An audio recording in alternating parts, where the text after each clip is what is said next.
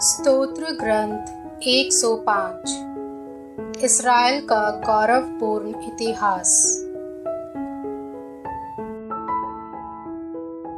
Hallelujah. प्रभु की स्तुति करो, उसका नाम धन्य कहो। राष्ट्रों में उसके महान कार्यों का बखान करो। उसके आदर में गीत गाओ और बाजा बजाओ। उसके सब चमत्कारों को घोषित करो। उसके पवित्र नाम पर गौरव करो। प्रभु को खोजने वालों का हृदय आनंदित हो।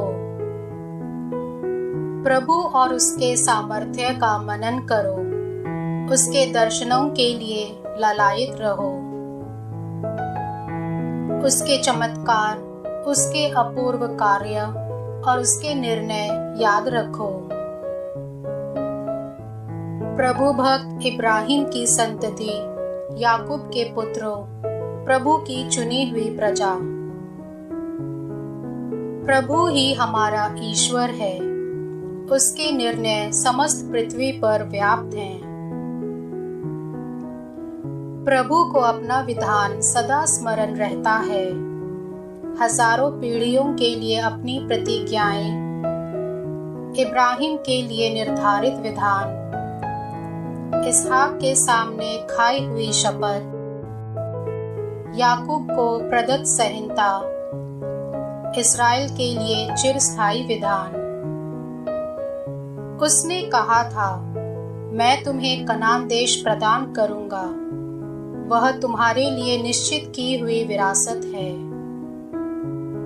उस समय उनकी संख्या बहुत कम थी। वे मुट्ठी भर अप्रवासी थे। वे एक राष्ट्र से दूसरे राष्ट्र में, एक राज्य से दूसरे राज्य में भटकते फिरते थे। फिर भी प्रभु ने किसी को उन पर अत्याचार नहीं करने दिया। उसने उनके कारण राजाओं को डांटा। मेरे अभिषिक्तों पर हाथ नहीं लगाना, मेरे नबियों को कष्ट नहीं देना। उसने उस देश में अकाल पड़ने दिया। उसने जीवन निर्वाह के सब साधन नष्ट कर दिए। उसने उससे पहले एक मनुष्य को वहां भेजा। यूसुफ वहां दास के रूप में बिक गया। उसके पैरों में बेड़ियां डाली गईं और उसकी गर्दन में लोहे की जंजीरें।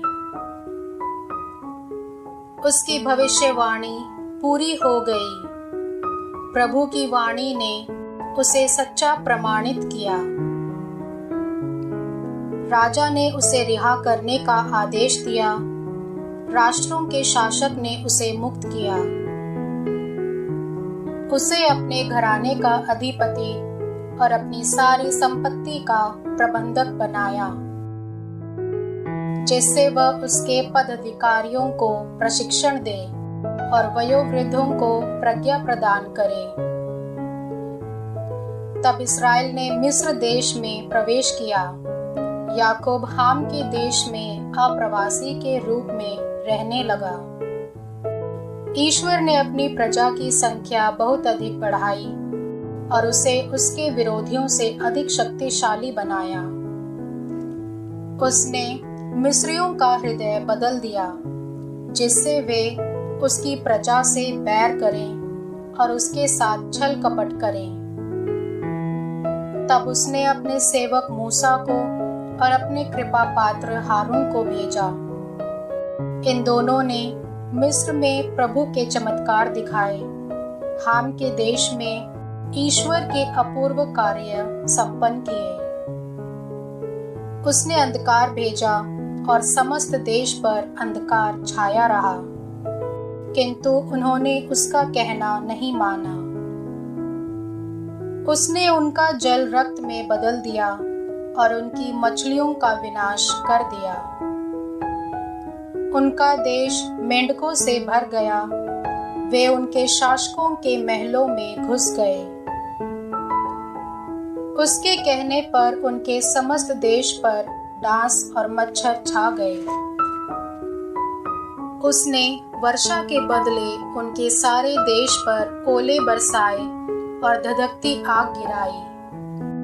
उसने उनकी दाख और अंजीर की बारियों को नष्ट किया और उनके सीमांतों के पेड़ों को तोड़ दिया। उसके कहने पर टिड्डियां और असंख्य कीड़े मकोड़े उमड़ आए। इन्होंने देश भर की वनस्पतियों को खाया, इन्होंने धरती की फसलों को चाट डाला। उसने मिस्र के सब पहलौठों को, उनकी जवानी की पहली संतानों को मारा। तब वह अपनी प्रजा को सोने चांदी के साथ निकाल लाया। उसके वंशों में वहां एक भी नहीं छूटा। उनके प्रस्थान पर मिस्र आनंदित हो उठा, क्योंकि उस पर आतंक छा गया था। उसने उनकी रक्षा के लिए बादल फैला दिया और रात में प्रकाश के लिए आग। उनके मांगने पर उसने बटेरों को भेजा और उन्हें स्वर्ग की रोटी से तृप्त किया। उसने चट्टान को फोड़ा, जल फूट निकला और नदी की तरह निर्जल भूमि में बहने लगा। उसने अपने सेवक इब्राहिम के प्रति अपनी पवित्र प्रतिज्ञा को स्मरण रखा। वह अपनी प्रफुल्लित प्रजा को, अपने कृपा पात्रों को आनंद के गीत गाते हुए निकाल लाया। उसने उन्हें राष्ट्रों की भूमि दे दी।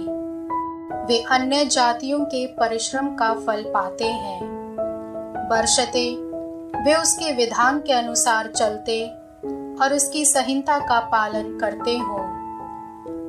हालेलुया।